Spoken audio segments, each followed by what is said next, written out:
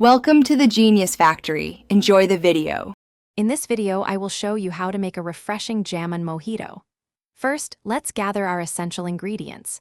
You'll need 8 to 10 fresh, deseeded Jamun, about 12 to 14 mint leaves, and 2 fresh lemons. For seasoning, grab 1 teaspoon of chopped masala and a 1/4 teaspoon of black salt. Sweeten to your preference with sugar. Finally, ensure you have chilled soda water or a lemon-lime soda, and plenty of ice cubes on hand for a perfectly cool drink. Now, let's create the flavorful Jamun pulp.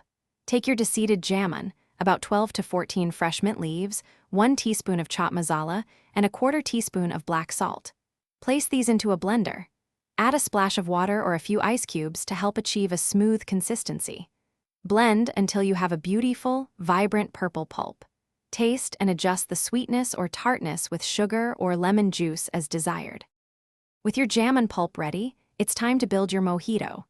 Take a tall serving glass and add 2 or 3 fresh lemon wedges along with a few mint leaves. Gently muddle these together to release their wonderful aromas and flavors. Next, spoon in about 4 to 5 tablespoons of your vibrant Jamun pulp.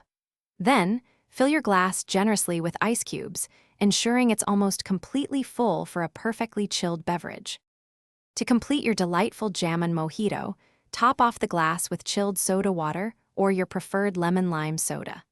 Stir the drink gently with a long spoon to ensure all the delicious layers are well combined. For a beautiful presentation, garnish your mojito with a fresh mint sprig and a thin slice of lemon or even a piece of Jamun.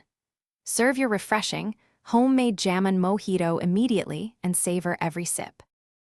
Thanks for watching. If you found this helpful, don't forget to like and subscribe.